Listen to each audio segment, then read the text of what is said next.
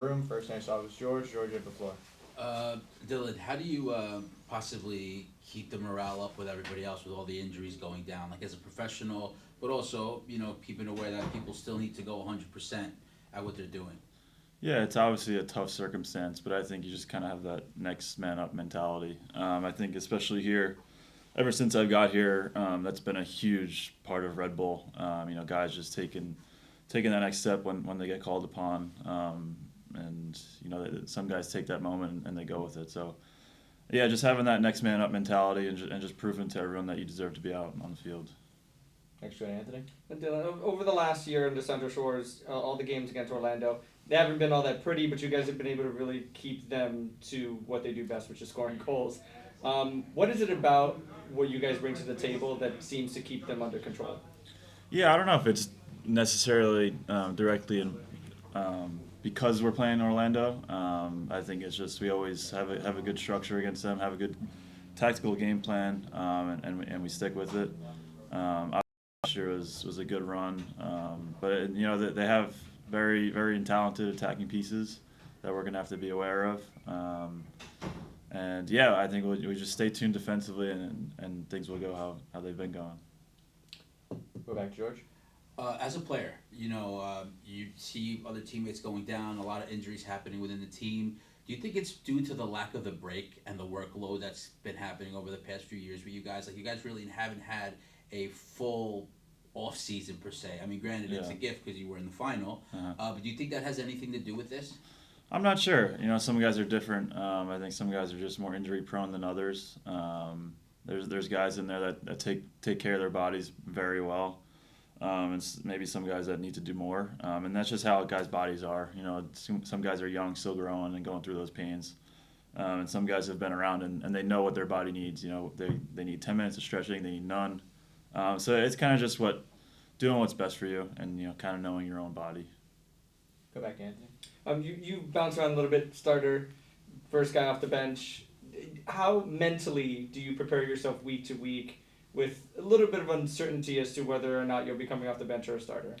It's the same every week. I don't think of it differently whether I'm starting or coming off the bench. I think that's how you have to go into training every week.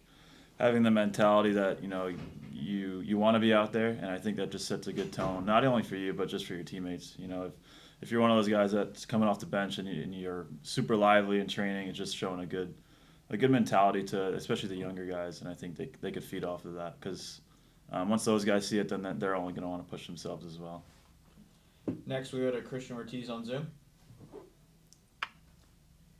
Hi, good afternoon, Dylan. Just wanted to ask you on the partnership with Dennis Gengar. How has that been since the last game, and do you probably expect the same partnership going for Saturday's match against Orlando? It's a good question. I guess you'll have to ask Sandra that, but no, it's good. I think we had a good connection over the weekend. I think we just need to kind of be more dangerous going forward. We're so good defensively. I think we can create more problems going forward, and whether it's just taking guys on 1v1 or crosses into the box and just creating that momentum, I think would be a step forward for us. Next, we go to Voss. How's it going, Dylan? Best of luck this Saturday. Just wanted to ask you on the presence of Emil. He didn't get called up to the Swedish national team this time around, and what kind of confidence does that give you and the squad knowing that you can rely on your captain during such a big injury crisis? And just in the second part, Orlando brought in a big piece in Marco Paslic. Is there any sort of a game plan to try to limit his influence on the match? Yeah, I mean, I think it goes without saying how important Emil is for us. Just creates so much calmness and he just creates so many chances for us going forward. He's a huge part of how we want to play. And yeah, for Orlando, no, I think it stays the same. They've had strong attacking pieces throughout the year, so nothing new. No matter who they bring in or any new players, I think the message and tactical adjustments kind of just remain the same. Next, go to Daniel Reban. How you doing, Dylan? To piggyback off of Anthony's question, we talked preseason about your versatility playing right back and center back. Can you talk about maybe your mindset going into each each game and you're able to make that switch mentally about playing center back or playing right back, and what differences you have when making that switch? Yeah, I take a lot of pride in being able to say that I can play anywhere along the back line, whether it's even on the left side and then center back versus wing back or outside back. Yeah, like you said, it's literally just a flick of a switch. I think when I'm playing in more of that center back role, it's kind of just focusing more primarily on my defensive responsibilities.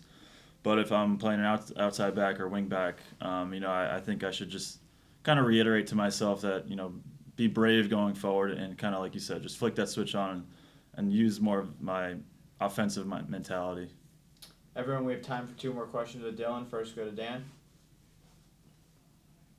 Hey Dylan, hope you're doing all right today. The last game, how was that communication with you and Sean and Ayla in the middle? Looked like you guys were working really well defending against Atlanta, and do you expect to do the same thing against Orlando in this game? Yeah, I mean, I think anytime you go away at Atlanta, with the attacking pieces they have and keep a clean sheet, it's a good result. With the attacking pieces they have, we knew going in we'd have to be tuned in early on. So, I think we kind of did that in the first half, but then I think the second half really showed, how strong we were back there in the back line. And we'll finish with Chris. Dylan, lastly, just what does it mean to you to play in front of the home crowd again after a away week? Yeah, it's awesome. I think in this league, especially, winning on the road is tough. So you have to take advantage of every home game you have. With the support of our fans, some of the best fans in the league, especially towards the end of last season, and hopefully they can carry that over into this year. We'll need everybody out there for this game, and we can't wait to see you guys and to play in front of everyone. Dylan, thank you for joining us. We appreciate your time. Thanks, guys.